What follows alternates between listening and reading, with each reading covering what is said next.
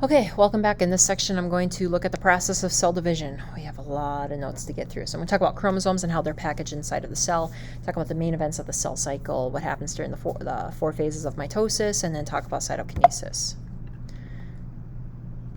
Okay, so chromosomes are genetic information, and they are packages of our DNA. So, humans have 46 chromosomes. We have linear chromosomes, and we have quite a bit of genes or information in that chromosome.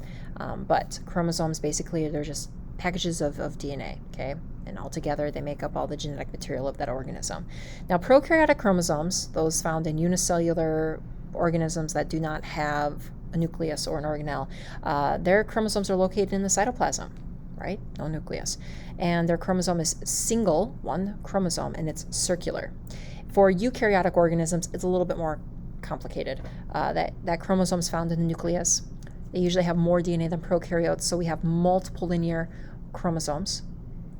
And our cells go through great lengths to package that DNA, so that way we don't lose any of it during cell division. So think about when you pack for a trip, right? What would you do if you had to put a lot of clothes in your suitcase?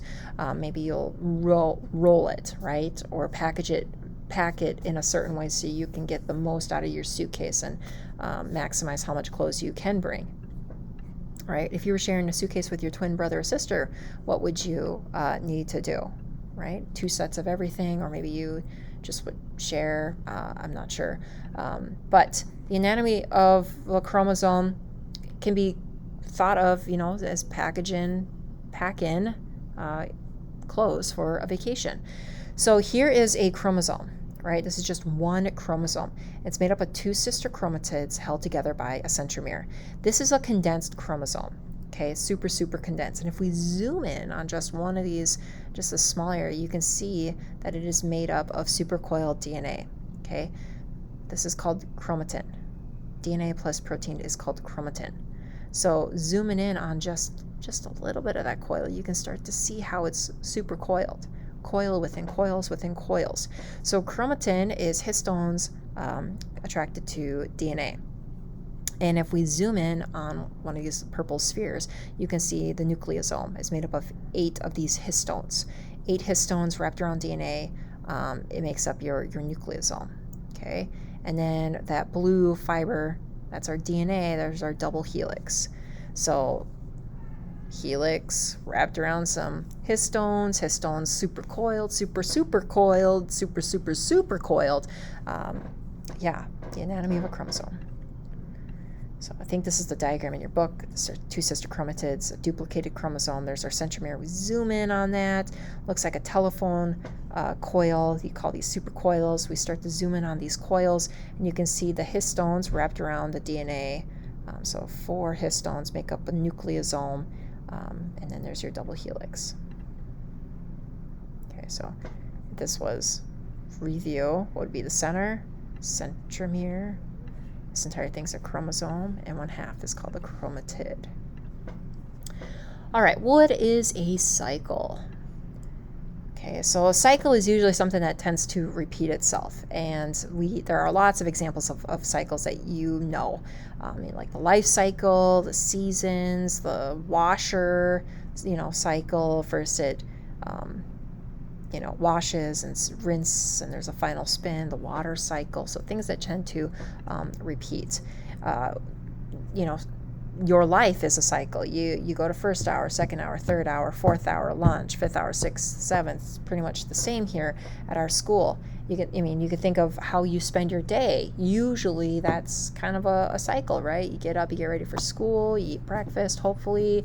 You head off to school. If you're in sports, you have practice, maybe you go to work. So this is just showing my life before my daughter and my life after my daughter, and it probably needs to be updated because of my son. So I just won't waste time there. Okay, so the cell cycle is a series of events where a cell grows, prepares for division, and then divides to form 2 daughter cells. And in a prokaryotic cell, it's kind of simplified, right? It can take place very rapidly if conditions are ideal. There's lots of resources. Not much is really known about the prokaryotic cell cycle, but we do know that the cell grows, it copies its DNA, and it does divide. And when it divides, it is a form of asexual reproduction called binary fission.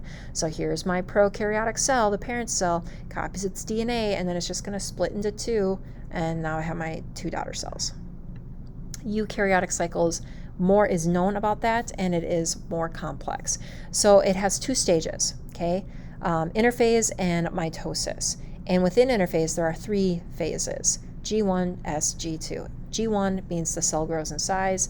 It makes proteins and organelles, basically carries out its activities. A cell spends most of its time in G1 phase.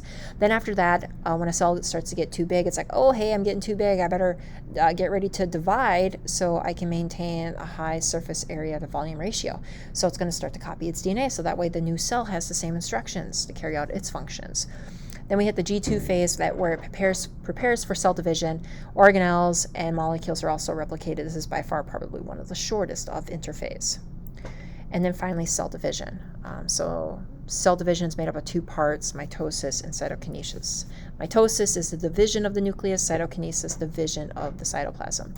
So G1, S, G2 make up interphase. You can see a cell spends most of its time in interphase, and then when it goes through mitosis, there's prophase, metaphase, anaphase, telophase, and then we hit cytokinesis. Okay, take a look at this cell cycle diagram, another one, okay, just showing interphase, G1, G2, G1, S, G2, and then here's my mitosis. What am I missing? You should be saying, oh, you're missing cytokinesis. Okay, so mitosis is made up of four phases, and you can kind of think of PMAT, prophase, metaphase, anaphase, telophase. So in prophase, it's the longest of mitosis. DNA condenses, so we go from spaghetti to our X-like chromosomes. They become duplicated, and you can actually see them. And then we also see these microtubules start to extend to opposite ends of the poles. This is what it kind of looks like inside of a plant cell. It starts to condense. You can start to see these chromosomes forming. Metaphase is the second phase of mitosis. It is the shortest phase of mitosis. The spindle fibers connect to the chromosomes, and the chromosomes are lined up in the middle. So when I think of metaphase, I think middle. Okay, the chromosomes are lined up in the middle, as you can see here in this diagram. Anaphase, third phase of mitosis. Chromosomes separate using those spindle fibers, and now each sister chromatid is an individual chromosome. I always think of jazz hands. I don't know why, but here's my plant cell, and you can see that they're no longer in the middle. They're being pulled apart. Telophase. Two new nuclei form around chromosomes, and then our chromatins start to uncoil and become spaghetti-like again. So I think of telophase as two new nuclei. Telophase, two new, TT. And then finally, cytokinesis. So we have divided the nucleus in mitosis, and now cytokinesis is when the cytoplasm divides into two cells. So in animal cells and plant cells, they do this a little bit differently because animal cells don't have a cell wall. So because animal cells just have a cell membrane, they just pinch into two nearly equal parts. In plant cells, that cell membrane is not flexible due to that cell wall on the outside. So what it does is it builds a cell plate in the middle, and that will complete the separation between the two new cells. This is a real-life picture of onion cells, and take a look at the circles here. Okay, all those circles represent a cell that is in interphase. I can see the nucleus, okay, and it's just carrying out its job as an onion root cell. Then we move into prophase, right? So prophase is in orange, and that's when the chromosomes start to condense. Okay, they're starting to form their little X-like shapes. Then we hit, after prophase, metaphase, and I only have one here just on this picture. So that right there, the red circle, is metaphase. After metaphase, we have anaphase, which is the black circle down here. And then after anaphase, we have telophase, two new nuclei, and I do see one right here. It's very faint. There's a nucleus here and a nucleus down there. So that's what it looks like in real life. Okay, so that does it for 11.2, the process of cell division.